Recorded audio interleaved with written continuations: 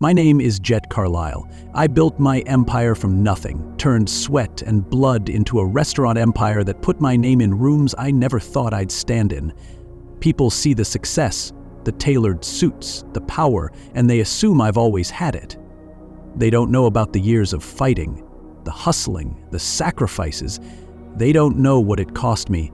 But the one thing I always believed in was loyalty. That if you built something real, surrounded yourself with the right people, they would stand by you the way you stood by them.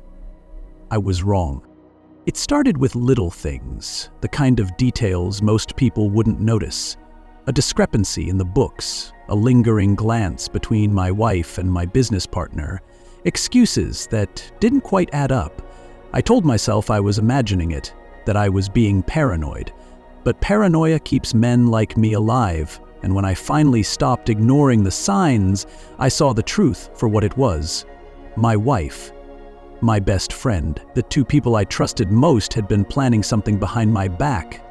And they thought I wouldn't see it coming. They thought I wouldn't be ready. That was their first mistake. Subscribe to the channel and turn on notifications so you don't miss new stories. If you enjoyed this one, leave a like, it really helps. And don't forget to share your thoughts in the comments. Let's discuss. I built my empire with my fists long before I built it with my mind. People see me now. Tailored suits, high-end restaurants, my name whispered at exclusive dinner parties, and they forget where I came from. But the streets don't forget. They shape you, carve you into something unbreakable, and they teach you one thing above all else. Never ignore a gut feeling. It starts small, a whisper at the back of your mind, a shiver when there's no cold. That feeling had been creeping up on me for weeks, like a low hum in the background of my life, but I kept shoving it down, until the night I finally listened. It was past midnight, and I had just wrapped up an inspection at one of my restaurants downtown. I don't believe in sitting back and letting others run my show. I built this business with my bare hands, and I keep it sharp, down to the last folded napkin. Every detail matters. Every plate that leaves the kitchen, every bottle of wine that gets uncorked. Reputation isn't given, it's maintained, and I never let mine slip. I did my final walkthrough, nodding to the late-night cleaning crew as I made my way to the exit. The street outside was quiet, the city humming in the distance, but my phone buzzed before I reached my car. A notification from my accountant. Unusual transactions flagged. It was nothing major, just some small discrepancies, a few missing signatures on financial reports. A mistake, maybe?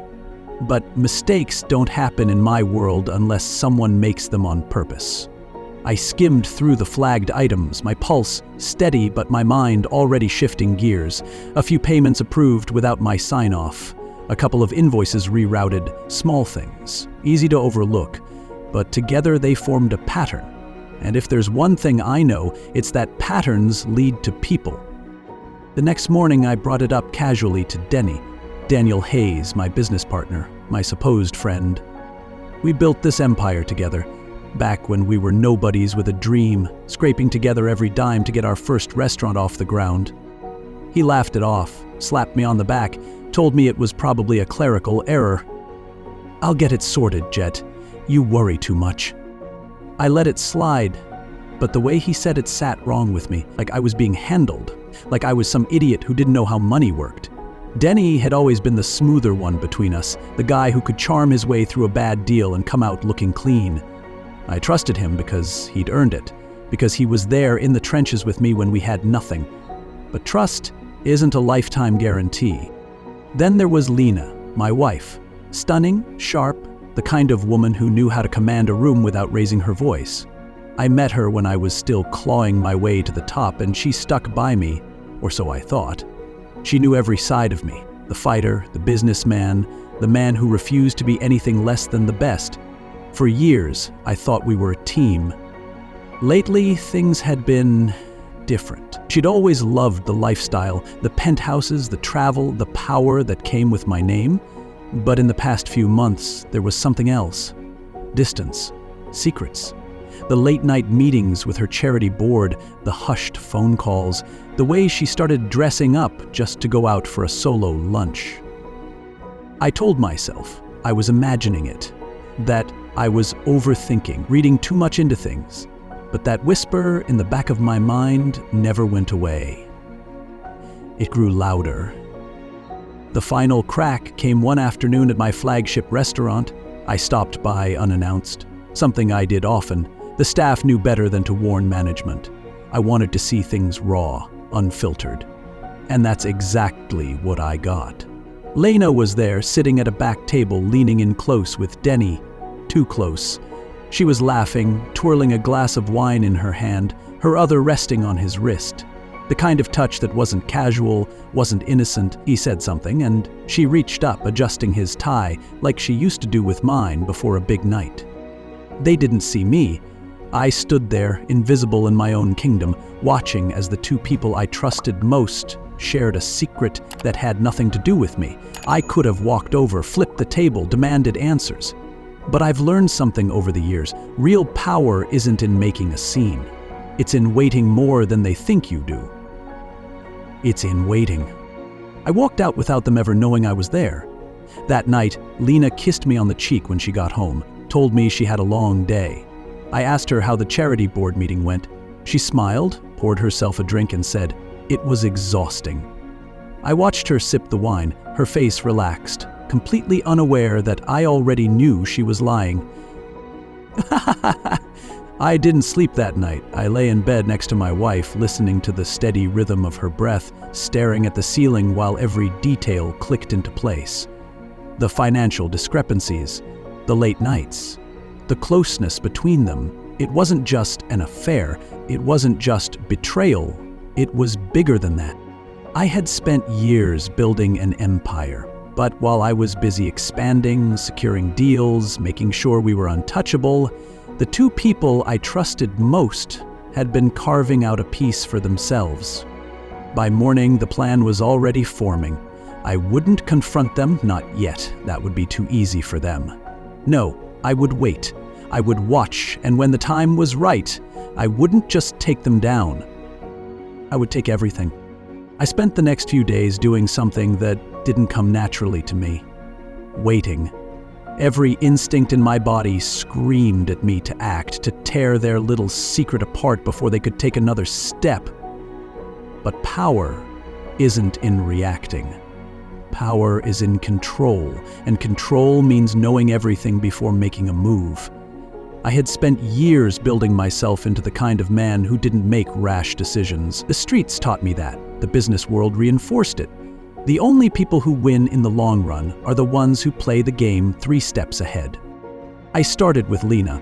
If she was lying about where she was, I needed to know where she was really going. She wasn't stupid. She covered her tracks well enough that a casual glance at her schedule wouldn't raise suspicion. But there's no such thing as perfect secrecy, not when someone knows where to look.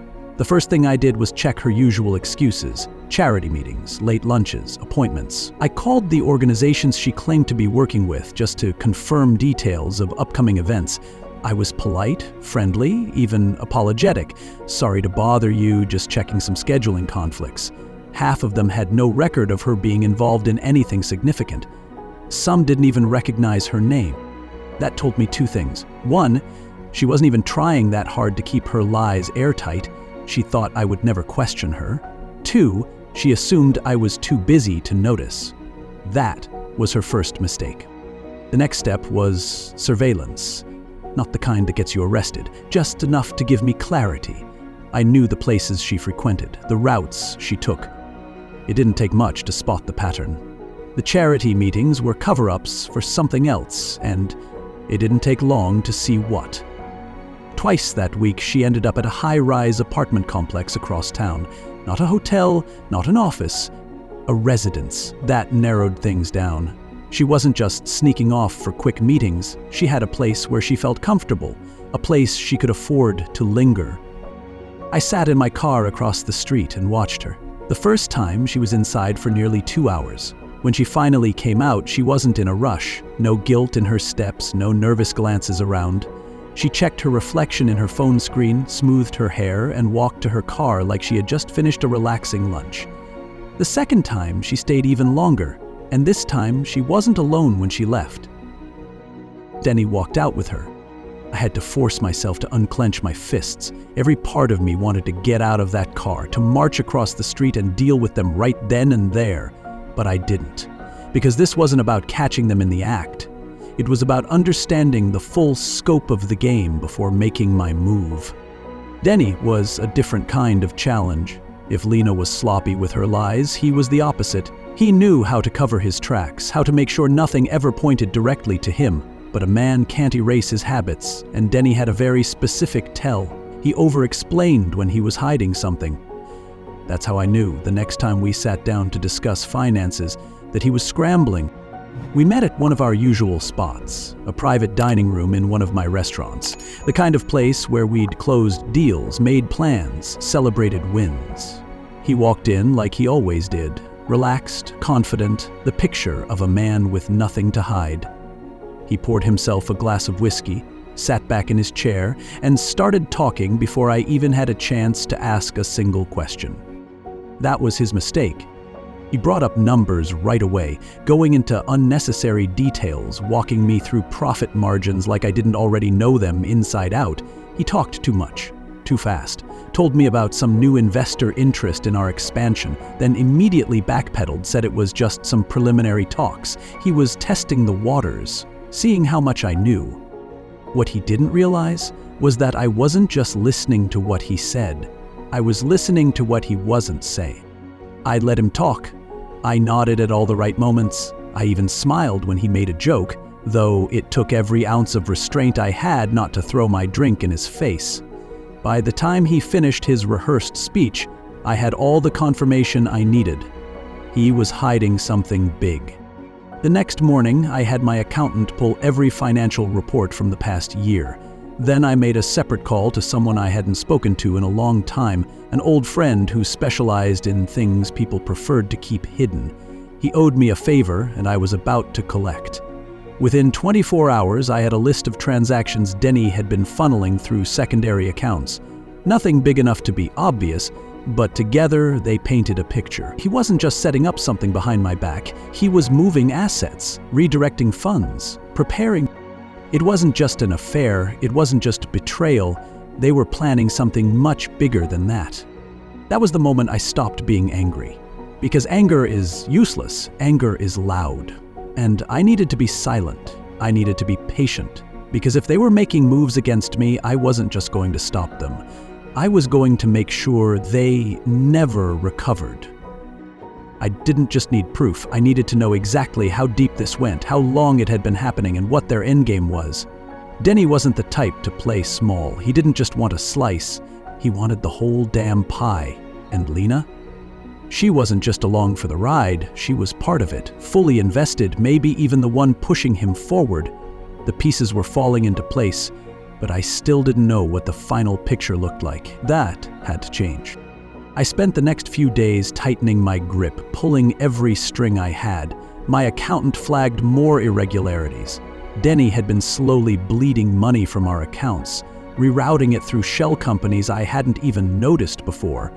Small amounts, nothing drastic, but when you traced them over time, it was clear. He was shifting money into something new, something that didn't include me. The real question was, who was backing him? Because someone had to be. Denny wasn't smart enough to do this alone. He needed investors, people willing to take a risk on whatever he was selling them. That's when I started digging into his meetings. He'd always handled investor relations. That was the agreement. I ran the business, made sure the restaurants stayed at the top of their game, while he schmoozed the people with money. It worked, because I didn't trust anyone else to handle operations, and he didn't trust me to handle charm. But now I was seeing just how deep that division had run. I reached out to a few of our long-term investors, casually checking in, making it seem like routine business. A couple of them brushed me off, which was unusual. One even hesitated before answering a simple question about future funding. That told me everything I needed to know.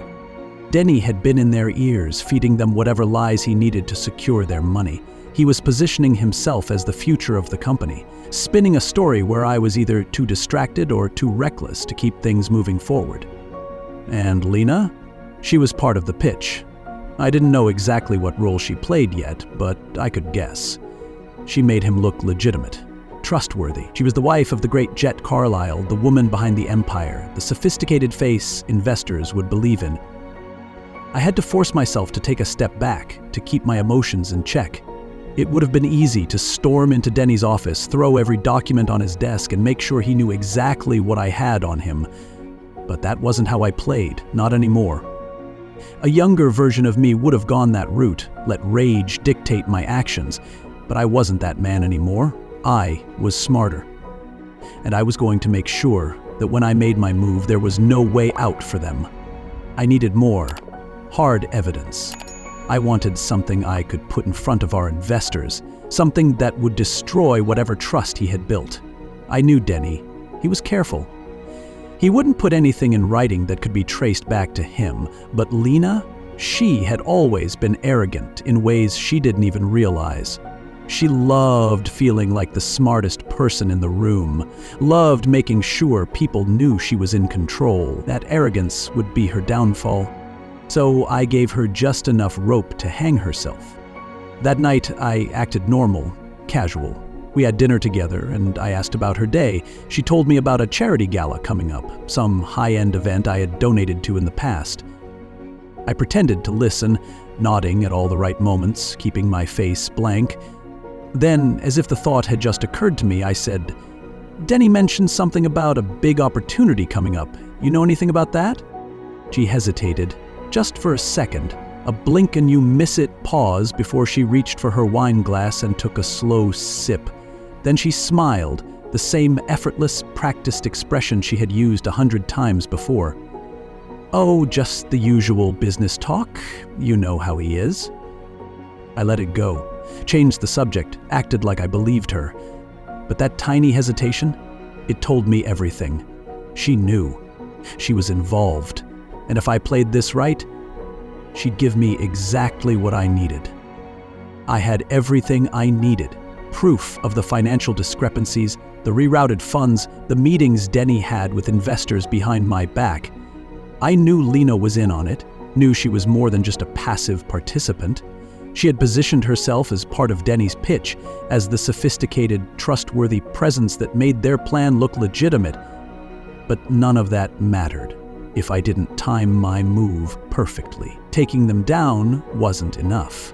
I wanted to make sure they had no way to recover. Denny had scheduled a private investor dinner at one of our restaurants, a gathering of the people he was trying to bring over to his side. I wasn't invited, of course. He had planned it for a night when he knew I'd be out of town at a supplier meeting, one he had personally scheduled for me weeks in advance. He thought he had everything under control. That was his mistake. The dinner was set for 8 o'clock. I arrived at 7:30. I didn't walk through the front doors. I entered through the kitchen, past my staff, nodding at the people who had been with me since the beginning. Some of them knew something was off. They had seen the way Denny had been taking meetings behind closed doors, the way Lena had been appearing more and more often, walking through the restaurant like she owned it. But they didn't ask questions, they trusted me to handle it. I stepped into the back hallway where a private corridor led to the wine cellar. Above it, hidden from view, were the surveillance feeds for every private dining room in the building. I had installed them years ago, not because I didn't trust my staff, but because I knew how easily people in this industry could be bought. I had seen it happen too many times. Tonight, those cameras were my greatest asset.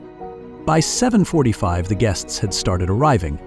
Investors, business partners, a few new faces, people I had never met but whose names I recognized from my research. Denny was already there, standing near the entrance to the private room, shaking hands, laughing like he had already won.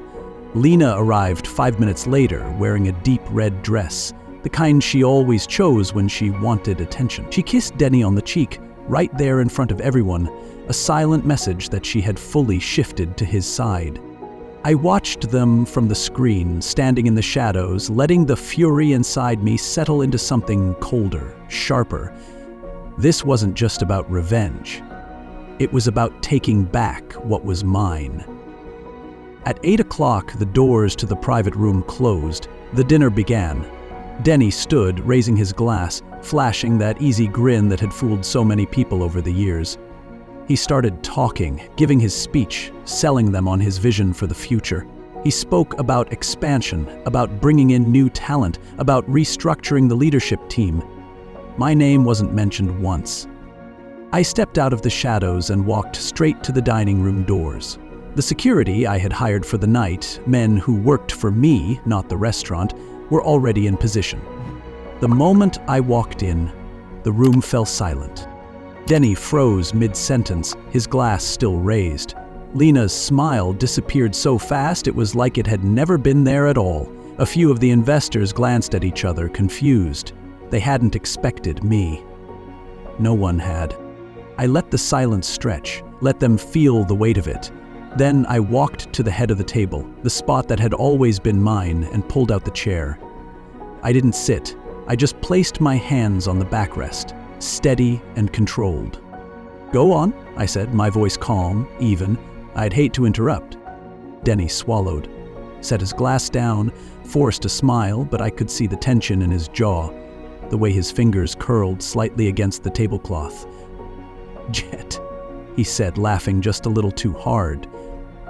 "Didn't expect you tonight. Thought you were in Chicago." "That's what you wanted," I said. He hesitated.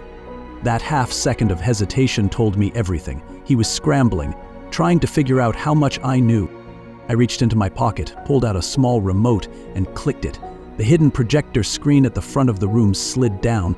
The investors turned as the first image appeared on the screen.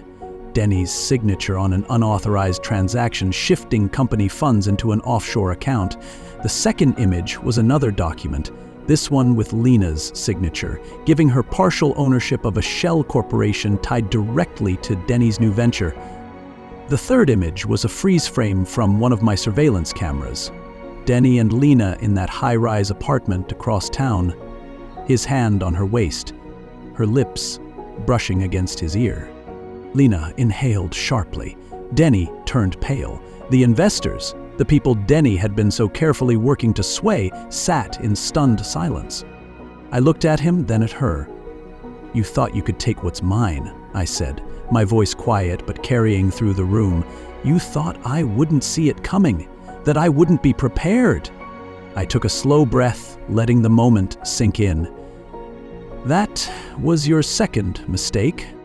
Denny opened his mouth, probably to deny, to spin, to talk his way out, but there was no way out. Not now, not after what I was about to do next. Denny's mouth opened, then shut. He was calculating, scrambling, looking for a way out. I could see it in his eyes. He had always been quick, always been the kind of guy who could talk his way out of any situation. But not this time, not with this. The investors shifted in their seats, glancing at each other. Some of them had been in this game long enough to recognize a sinking ship when they saw one. Others just looked uncomfortable, realizing they had nearly backed the wrong horse. Lena's fingers tightened around her wine glass. She was breathing too fast, her mind working overtime to salvage whatever she could. "Jet, this is a misunderstanding," she started. Her voice smooth, practiced, the same voice she used when she wanted to manipulate a situation in her favor. "I don't know what you think this proves, but you're making a mistake." I let her talk. I let the words fall into the silence, let her think she still had some kind of leverage. Then I reached into my jacket pocket and pulled out the final nail in their coffin, a stack of printed documents, bound neatly, placed directly in front of Denny. "I know exactly what this proves," I said. He hesitated before touching them, as if he already knew what was inside. Then, slowly, he flipped through the pages. It was everything. The fake accounts, the manipulated financial records, the communications between him and my investors, the ones he had convinced to turn on me. Every single move he had made, documented, traced, undeniable. And, at the very back of the stack, the contract, the one he had drawn up with his new silent partner, cutting me out of my own business entirely. I had seen many expressions on Denny's face over the years. Confidence, amusement, even anger. But I had never seen fear. Until now. I turned to the investors. "This is the man you were about to trust with your money," I said evenly. "This is the man you thought was leading you towards something bigger. He wasn't just stealing from me. He was setting you up too. If you don't believe me, I suggest you look through those records. See exactly where your money would have ended up. A few of them reached for the stack, skimming through the pages, their expressions darkening with every detail. One of the older men, someone who had been in the industry long enough to smell disaster a mile away, set his glass down and pushed his chair back. I think I've seen enough. That was the moment Denny realized there was no talking his way out of this. He shot to his feet, hands raised in some attempt at damage control. Jet, come on, man, we can fix this. This is just business. It got out of hand, that's all. We can work something out. I stared at him, feeling nothing. Not rage, not betrayal, just cold, quiet certainty. You should sit down, Denny, I said. You're only making this worse for yourself. Lena was still sitting, but she wasn't looking at him. She was looking at me, studying me, trying to figure out if there was a way to turn this around, if she could still twist the situation in her favor. I didn't give her the chance. I pulled out my phone, tapped the screen once, and watched as the final piece of the puzzle slid into place. The restaurant doors opened, and my personal legal team stepped inside. 3 men in suits, carrying more folders, more documents, more proof. This, I said, gesturing to them, is how this ends. One of the lawyers stepped forward, placed a folder in front of Denny, and flipped it open. Mr. Hayes, these documents formally remove you from any ownership or decision-making capacity within Carlyle Hospitality Group. Effective immediately, your remaining shares have been dissolved, and the board has already voted on your dismissal. Additionally, legal action has been prepared regarding fraudulent use of company funds and breach of fiduciary duty. Denny was shaking his head, backing up, reaching for some invisible lifeline. You can't. Yes, I can, I said. And I did. His eyes darted to Lena, looking for help, looking for some kind of backup, but she wasn't moving. And then, quietly, one of the investors stood. Then another. Within minutes, half the room was excusing themselves, leaving Denny standing alone, his face pale, his hands gripping the chair in front of him like it was the only thing keeping him upright. Lena still hadn't said a word. Tell me, Lena, I said, my voice lower now. Did you really think he was going to take care of you? That when he got what he wanted, you'd still have a place at the table? She finally moved, shifting just slightly, but I saw it. The hesitation, the flicker of doubt. She had been so sure she was betting on the winning side. Now she wasn't so sure. I leaned in slightly, just enough for her to hear me clearly over the low hum of conversation still happening around us. You were his leverage. That's all.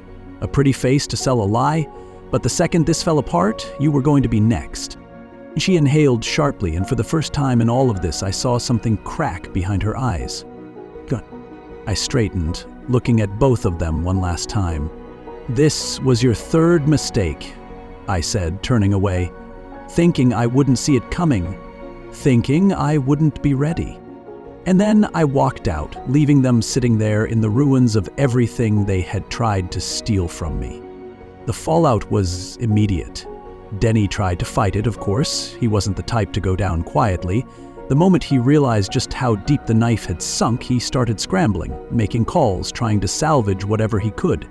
He reached out to the investors, to the board members, to anyone who might still see value in him.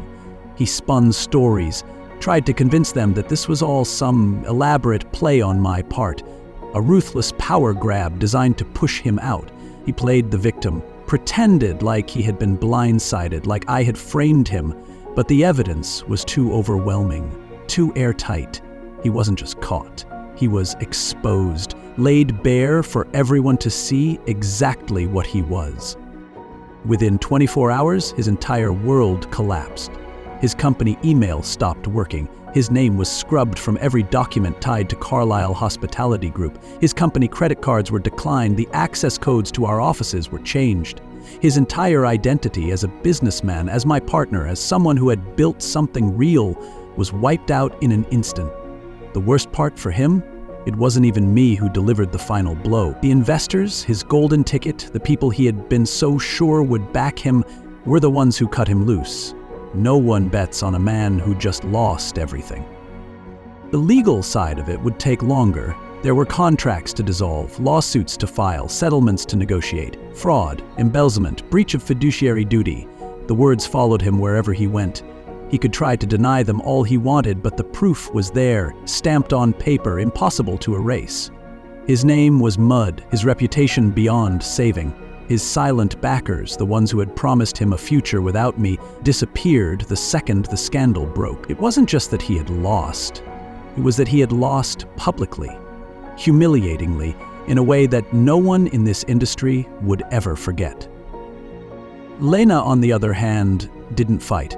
She didn't make calls. She didn't try to negotiate. She packed a suitcase the next morning and left our penthouse without a word. Maybe she thought I'd stop her, that I'd demand answers, that I'd want some final confrontation, but there was nothing left to say. She had made her choice long before that night, long before I had laid the trap for them. She had put her faith in the wrong man. Now she was dealing with the consequences. She didn't just lose me. She lost everything that came with being my wife. The lifestyle she had loved, the influence, the power that had come with my name, it was gone. And without it, she was just another woman looking for a new place to land. I heard later that she tried reaching out to some of our old friends, hoping for sympathy, for a temporary safety net.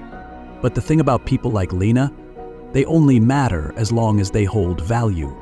And the second that value disappears, so does the support. The doors she had once walked through so easily were now closed to her. The people who had once fawned over her barely returned her calls. She wasn't part of the elite anymore. She wasn't an asset. She was a cautionary tale. And in this world, no one comforts cautionary tales. They step over them and keep moving. I never asked where she went, never bothered to find out if she had landed on her feet or if she was still falling. It didn't matter. She had been a chapter in my story, and that chapter was closed. As for me, I did what I always do. I rebuilt. My restaurants remained intact, my empire untouched. The investors who had wavered quickly fell back in line, relieved that I had handled the situation with precision without letting it become a full-blown disaster. The media got wind of it, of course. Whispers of betrayal, of backstabbing, of a high-profile business shakeup. But I kept my name out of the headlines. I made sure that when the dust settled, the only one left standing was me. Denny wasn't so lucky. He tried to start over, tried to launch something new in another city, hoping that distance would make people forget. But reputations follow you, no matter how far you run. The last I heard, he was still struggling, still trying to claw his way back to relevance. But once you fall from this high up, there's no climbing back. Not really. He would spend the rest of his life chasing something he would never have again. One night, weeks later, I found myself alone in one of my restaurants, sitting by the floor-to-ceiling windows, a glass of whiskey in my hand. The city stretched out in front of me, alive, buzzing, moving forward. Everything was as it should be. The empire was secure, the traitors were gone, the past had been erased, the future mine to shape however I wanted. And yet there was something else. A silence, a weight. Not regret, not sadness, just a quiet understanding that even when you win, you still lose something along the way. But that was the price of survival, and I had never been afraid to pay it.